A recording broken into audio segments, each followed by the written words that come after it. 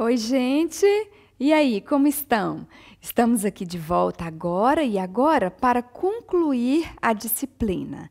Essa aula apresenta a 5ª unidade do 2º módulo e tem como objetivo explorar a 3ª e a 4ª fases do trabalho, do caminho, né, que nós estamos percorrendo aqui de construção do trabalho acadêmico-científico. Muito bem. A 3ª fase, como nós já dissemos, é aquela em que se dedica à escrita, à redação. Para uns isso é tranquilo, para outros isso é um problema, uma dificuldade. Então aqui nós vamos mostrar o passo a passo dessa redação de um artigo científico, que é o que nós vamos direcionar o nosso trabalho aqui em nossa instituição. Muito bem, preparados? Então vejamos, vamos falar sobre o artigo. A estrutura de um artigo original, ela se diferencia de um artigo de revisão. Inclusive, nós temos vários tipos de artigos de revisão, nós vamos falar sobre eles aqui agora e vamos falar sobre a 4ª fase da submissão do trabalho à avaliação. Tá bom? Então, vejamos. O artigo científico, como eu já disse a vocês, tem 2 tipos, né? Quais são eles mesmo? Se estivéssemos em sala de aula normal, perguntaria, né? Original e de revisão. Muito bem. O artigo original é aquele que parte de um problema, nós chamamos de problema de pesquisa. Esse problema é escrito em forma de pergunta, tá, gente? Você faz uma pergunta e, a partir dessa pergunta, todo o resto da sua pesquisa se delineia, como nós já vimos na aula anterior. O artigo de revisão normalmente parte de um aspecto teórico que precisa ser explicado, explorado. Então, por causa disso, nós buscamos várias referências e com um objetivo. Então, por isso, nós também temos uma função, um objetivo, uma delimitação, uma abordagem que deve ser feita em frase afirmativa em quase todos os casos, né? Nós veremos a seguir que existem casos que aceitam também frases interrogativas em trabalhos de revisão. Vejamos inicialmente qual que é a estrutura básica, os elementos básicos de um artigo de revisão, segundo a ABNT, a norma 6022 de 2003, que é a que ainda está em vigor. Vejamos, acompanhem comigo na tela. Elementos pré-textuais. São título, nome dos autores com respectivas credenciais em nota de rodapé, identificando a formação, a instituição a qual está vinculada e o endereço eletrônico, o resumo homotópico na língua do texto com um máximo de 250 palavras, e as palavras-chave, na língua do texto também com um máximo de 5 palavras ou expressões, todas iniciadas com letras maiúsculas e separadas por ponto ou ponto e vírgula. Os elementos textuais são introdução, desenvolvimento e conclusão, que nós veremos com mais especificidade nos slides posteriores. E os elementos pós-textuais, o título em língua estrangeira, o resumo em língua estrangeira, palavras-chave em língua estrangeira, as notas explicativas, se forem o caso. No caso aqui nós vamos usar as notas de rodapé e já excluímos notas explicativas, e notas, referências, glossário, apêndice e anexo. Essa estrutura, gente, eu tenho de deixar bastante claro para vocês. É a estrutura preconizada pela ABNT. Por que eu estou dando ênfase a isso? Porque alguns periódicos, algumas revistas eletrônicas ou convencionais, elas trazem formatações, estruturações que diferem um pouco disso que nós estamos vendo. Mas aí são opções editoriais, não é opção da ABNT. Caso você venha a submeter o seu trabalho a uma editora, algum periódico desses, e nós desejamos que você o faça, caso isso aconteça, você vai ter de fazer algumas adaptações às normas adotadas por essas instituições, essas editoras. Combinado assim? Muito bem, então continuemos. Nós vamos ver agora como é a estrutura proposta para um artigo científico original, que é aquele que parte de uma pergunta. Estamos aqui nos dedicando à parte textual, combinado? Então, como normalmente, o que você deve fazer para você não se preocupar com erro, porque toda banca aceita. Você pode fazer de maneira diferente, de repente até você consiga fazer a estrutura de um texto original de maneira diversa da que nós estamos propondo aqui. Mas nós queremos padronizar desta forma, está compreendido? Então, vejamos. E é assim que você vai ser avaliado. Interessante você ficar atento a respeito disso, porque na nossa ficha avaliativa, você vai ser avaliado conforme o modelo que nós estamos propondo. Então, para que fugir? Não é mesmo? Então, vamos. Quais são as partes estruturais do texto de um artigo original? Então, nós temos a introdução, o desenvolvimento composto por 3 partes. A primeira parte, o referencial teórico. A segunda parte, as informações metodológicas, os procedimentos metodológicos pelos quais você passou. A outra parte, que seria a 4ª parte do artigo, 3ª parte teórica, que é do desenvolvimento, que é a análise de dados, a apresentação e análise de dados. A última parte, considerações finais, e nós temos evitado muito o termo conclusão, porque em ciência cada vez mais nós temos entendido que nada é conclusivo, né? Tudo é provisório. Então, gente, o que colocar numa introdução? Tema, os dados que estavam no seu projeto. Então, recuperem aqueles dados. Lá você estava com uma coisa, uma prospecção, uma ideia futura. Aqui é passado. Então, você tem de tomar o cuidado de mudar os verbos do futuro ou do infinitivo para o passado. Isso é uma intenção, é uma necessidade. Entretanto, todas aquelas informações serão recuperadas aqui. O tema, a delimitação do tema, os objetivos, a justificativa, uma menção ao método, tá? Menção porque você vai ter um capítulo específico para metodologia. Então, se você fez um estudo de caso, você simplesmente menciona que fez um estudo de caso, tá bom? Se quiser colocar o nome da empresa, pode. E também você pode anunciar, é de bom tom para quem está lendo o texto, você anunciar qual que vai ser a estrutura que segue, né? O que você lançou mão para organizar o seu texto. É de bom tom. Depois chegam as referências teóricas, que é o momento que você vai fazer o diálogo com as outras pessoas, os outros pesquisadores de nome, que ajudarão você na discussão dos dados que você coletará. Para você selecionar esses referenciais, esses nomes, pessoal, vocês devem entrar em contato com o orientador. É um momento especial da ajuda do orientador, em que ele vai falar assim, olha, fulano, beltrano, são referências fundamentais, sem os quais você não pode discutir esse tema, entenderam?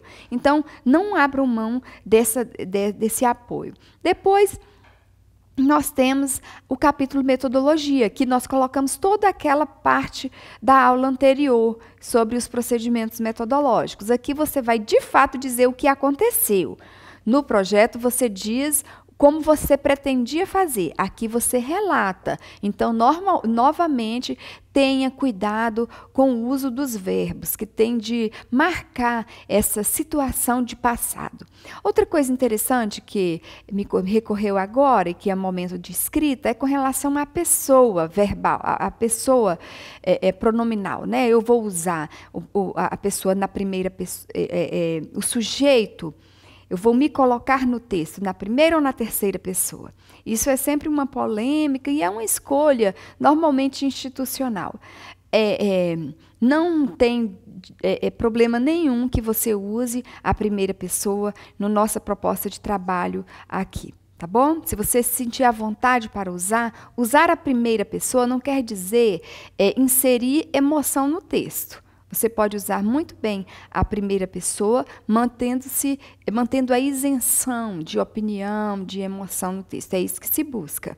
Mas denota também, e muita gente tem pensado nisso, que a primeira pessoa, no singular ou no plural, é muito interessante colocar no plural, porque nós nunca estamos dialogando sozinhos. Nós estamos ali com um tanto de autores, não é isso? E esses autores estão conversando conosco. Tem o nosso orientador, que também é coautor do nosso texto. Então, tudo isso faz parte do nós que nós colocamos no trabalho acadêmico. Nesse caso, você pode trabalhar, se você se sentir à vontade, com a primeira do singular, com a primeira do plural ou com a terceira do singular. Ok? Dito isso, vamos então para a análise de dados, apresentação e análise de dados. É um momento em que você traz essa contribuição original do seu trabalho, porque foram dados coletados por você, trazidos por você. Então, você busca informar o leitor sobre que dados são esses e que informações, que interpretações você conseguiu construir por meio desses dados, cruzando-os com a teoria lida, com o objetivo que você tinha, entendeu? É um momento de cruzamento de informação, de triangulação de dados. Ok, terminada essa parte, antes de terminar essa parte, quero deixar claro que se você fizer apenas gráficos e símbolos e imagens e trazer os dados, isso não é análise de dados. É um erro comum que as pessoas têm de trazerem os dados à cena, muitas vezes em gráficos, tabelas e tal, e não analisar, porque o que interessa ali mais ainda do que o dado em si, não posso dizer mais, mas tanto quanto é a sua voz, o que você está fazendo, como você está enxergando, lendo, interpretando aquilo. Então, o texto tem de vir fazendo a costura entre informação e texto e teoria, e é um momento gostoso para o pesquisador. Muito bem, pessoal, e agora a conclusão desse trabalho, em que você faz a avaliação dos objetivos propostos, você avalia se realmente aquela justificativa colocada como os motivos para o empreendimento, realmente eles justificavam fazer a pesquisa, os ganhos que foram obtidos, tá bom? Então, se você, nesse momento, chegou à conclusão de que a sua hipótese foi negada, seja honesto, diga que a hipótese foi negada, explique por quê. Se ela foi confirmada, você também tem o dever de colocar. Tanto a confirmação quanto a negação geram trabalhos científicos do mesmo jeito e são contribuições à ciência. Por que são? Porque se você negou determinada hipótese, você descarta, outra pessoa não precisa mais estudar aquilo. Não é mesmo? Agora vamos para os trabalhos de revisões. As revisões, elas são divididas em dois grupos. São os grupos de narrativas convencionais, nós chamamos de narrativas convencionais, são revisões mais simples. E existem aquelas outras revisões que são mais criteriosas, são narrativas, são revisões bibliográficas mais rigorosas. Então, dentro desse grupo de narrativas convencionais, nós destacamos 4 formas, 4 tipos, 4 estruturas textuais. São elas associadas. Acompanhem comigo, por favor, na tela. A determinação do estado da arte, a revisão teórica, a revisão empírica e a revisão histórica. Quando nós queremos determinar o estado da arte, gente, nós queremos mostrar o que se sabe sobre aquele tema até o momento. No caso da revisão teórica, nós trazemos uma teoria e nós discutimos essa teoria, tentando trazer abordagens de teóricos diferentes para aquela teoria. Então, o nosso foco é uma teoria. Quando estamos buscando uma revisão empírica, o nosso foco é quais normalmente têm sido os procedimentos na resolução de determinado problema. É um trabalho assim, que busca muito a metodologia, né? Como tem sido o processo de aplicação de determinado software, como tem sido, então, se você vai angariar nos textos lidos, já que é uma revisão bibliográfica, não é mesmo? Você vai buscar as informações de ordem de aplicação metodológica e recebe o nome de revisão empírica, porque estão mais associadas à prática, daí esse nome. Por fim, a revisão histórica, que é aquela que traz um estudo cronológico de determinado tema, muito tranquilo de se elaborar esse texto, porque o seu raciocínio ele vai ser organizado por meio das fases do tempo. Né? É um raciocínio cronológico, muito legal. Então, você, de mão, em posse assim, da sua delimitação, você vai identificar qual desses 4 tipos de revisão, se for uma revisão convencional, em qual deles o seu trabalho se encaixa e deixar isso escrito na metodologia. Tá bom? Deixar isso escrito para o seu leitor. Como é que seria uma estrutura de um trabalho de revisão? Muda um pouco, tá, pessoal? Do texto, do artigo original, que tem 5 partes. O artigo de revisão, por meio desses relatos convencionais, ele é dividido em 4 partes apenas. Então, quais são elas? A introdução, que além de tema, delimitação, objetivo e justificativa, nós trazemos uma informação mais forte de metodologia. Nós não temos um capítulo específico de metodologia, para a metodologia, porque nós não fomos ao campo, não tem muita coisa a dizer, então não é um volume grande de informações. Então, nesse caso, nós trazemos a metodologia para a introdução. Depois, nós temos o desenvolvimento, que aí entra a parte mesmo da pesquisa bibliográfica feita.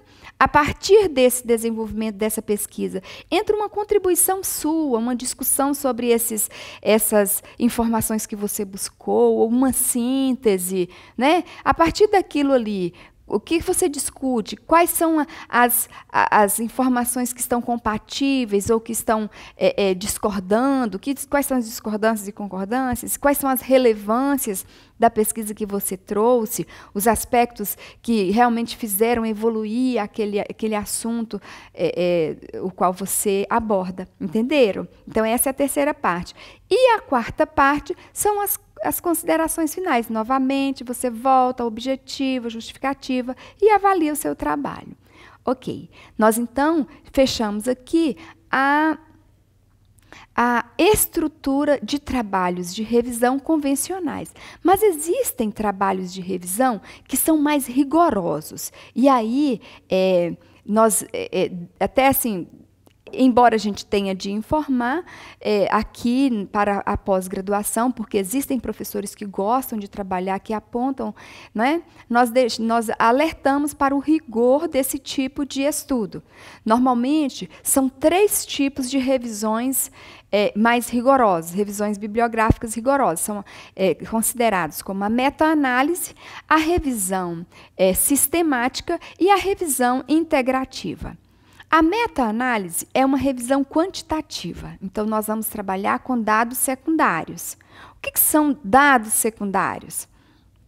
Então, nós buscamos dados que foram feitos, estudos que foram feitos, coletados por outras pessoas e trazemos para o nosso trabalho. Então, nós fazemos uma seleção muito criteriosa dos estudos, normalmente baseados no mesmo objetivo, na mesma intenção que é o nosso estudo, e fazemos esse levantamento sistemático ou quantitativo a respeito de algum assunto. Aqui também cabem gráficos e tudo. A revisão sistemática, ela é mais de ordem qualitativa, né? Ela se difere da anterior, da revisão de meta-análise, porque ela é mais qualitativa. Sendo qualitativa, você tem de fazer o mesmo levantamento, só que são informações textualizadas. Né? Não são informações, você vai fazer mais análise de discurso, análise de conteúdo, do que análise de dados, de números.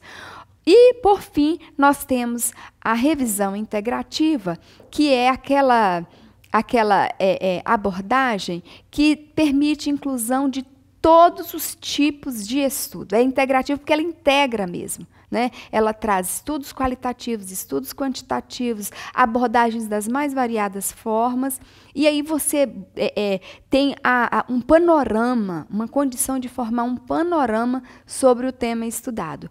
É muito rica essa forma de pesquisa, e é daí que surge a palavra rigor, né? O termo rigor não é à toa. A estrutura textual desse artigo, ela é também dividida em 5 partes. Daí, pessoal, aquele que eu disse antes, aquela informação de que alguns tipos de artigos de revisão também aceitavam delimitações em forma de pergunta. E são esses os artigos que têm os artigos de revisão de meta-análise integrativa e sistemática. Para a organização desses artigos, nós temos 5 partes. Acompanhem comigo, por favor, no painel. Então, nós temos a introdução. Ali na introdução, nós colocamos tema, delimitação, objetivos, justificativas e o modo como o artigo foi textualmente organizado. A segunda, a metodologia. Então, na metodologia, nós vamos informar quais foram os critérios de localização, de seleção do material usado para fazer a revisão. Depois nós temos a revisão quantitativa, ou a revisão qualitativa, ou a revisão sistemática que nós propomos. E fazemos, normalmente, tabelas, gráficos, apontando de onde nós conseguimos, buscamos os dados, o que eles estavam dizendo, enfim, identificando a teoria e identificando as fontes dessa teoria. Depois, no capítulo 4, nós fazemos uma discussão dos dados analisados, aí uma discussão bastante formalizada, e o 5º capítulo é o capítulo da estruturação mesmo, da avaliação desses textos desse texto que foi produzido. Em qualquer tipo de artigo, você não precisa dar uma página especial para um capítulo novo. Nós fazemos sequencialmente, exatamente respeitando o objetivo de publicação, né? Nós temos ainda nessa lauda, aqui, nessa aula, as informações sobre a formatação do texto. Nós só usamos a fonte Times, nós usamos os títulos com fonte 14, os subtítulos e o texto com fonte 12. Então, todas essas informações de recuo, de página, de número de página, todas essas informações, pessoal, vocês vão encontrar no nosso material, e você pode consultar, aliás, você deve consultar informação sobre paginação, abreviação de siglas, sobre como inserir um mapa, onde colocar uma gravura, onde colocar a informação, a identificação dessa gravura. Então, eu peço assim que, por favor, vocês vão até o material e consultem, né? Não é coisa para a gente memorizar, isso é para consultar no momento, né, da necessidade. Então, ele está aí nas suas lâminas e está também, essas informações estão também no nosso material, ok?